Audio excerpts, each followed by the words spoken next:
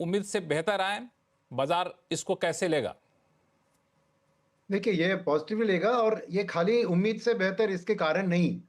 Normally मैं GDP में Y O Y देखता हूं, बट इस बार नहीं। इस बार मैं क्यू क्यू देख रहा हूं, क्योंकि हमें पता है कि सेकेंड क्वार्टर और तीसरी तिमाही में ग्रोथ अनुमान से कम आई थी। तो सब लोग की आशा है कि क्या इकोनॉमी एक वापस यू शेप्ड रिकवरी में आ रहा है।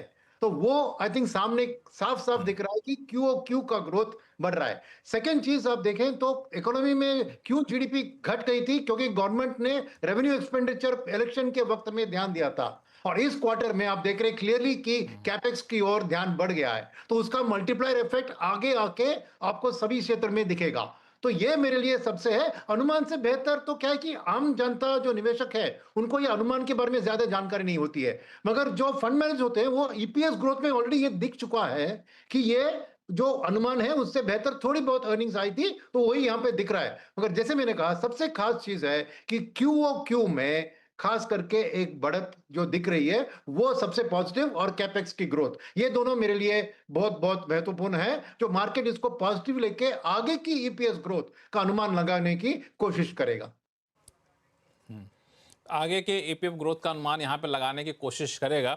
लेकिन एक चीज जो है पंकज जैन साहब, आपसे पूछूं कि जो अर्थव्यवस्था को रफ्तार देने वाले जो सेक्टर की पहचान की गई जीडीपी के आंकड़ों में, उसमें आपको कंस्ट्रक्शन सेक्टर है, डिफेंस सेक्टर है, फाइनेंशियल सर्विसेज सेक्टर है। तो जो जीडीपी के आंकड़े जो सेक्टर के अच्छी तस्वीर पेश कर रहे हैं और बाजार जिस सेक्टर को लेकर ज्यादा उत्साहित है, दोनों में तालमेल दिख रहा है आपको कि कहीं सिंक आउट दिख रहा है? नमस्कार लक्ष्मण जी, थैंक्स फॉर हैविंग मी। देखो, डेफिनेटली एब्सोल्यूट नंबर्स में अगर हम बात करें, एक्सपेक्टेड नंबर्स विज़ जो नंबर्स थ्रो हुए हैं, डेफिनेटली एक पॉजिटिव ग्रीन शूज देखने को मिली है। हमारा 7.4% का जो क्वार्टर 4 का जीडीपी का आंकड़ा आया, 6.8% जो जीवीए का आंकड़ा है, या टोटल जो फाइनेंस पूरे साल का 6.5% का आंकड़ा है, ऑन एब्सोल्यूट नंबर्स काफी पॉजिटिव वाइब्स देखने को मिल रहे हैं इसमें। और उस चीज में अगर आप देखें, जिस सेक्टर्स की अगर आप बात करें, आई थिंक मैन्युफैक्चरिंग सेक्टर में हमारे को वो अपटिक देखने को नहीं मिला है। मार्केट एक्सपेक्ट कर रहा था कि मैन्युफैक्चरिंग सेक्टर से भी एक अपटिक देखने को मिलेगा। जो रियल अपटिक जो इस डाटा में देखने को मिला, जो मैं देख पाया, वो कंस्ट्रक्शन से मिला, रियल एस्टेट से मिला, सर्विसेज से मिला। एक मिक्स बैग ऑफ नंबर्स है, बट ठीक है, ओवरऑल आई थिंक काफी एंकरेजिंग नंबर्स है। एंड अगर हम विज़ स्टॉक मार्केट की बात करें, market should latch on to that.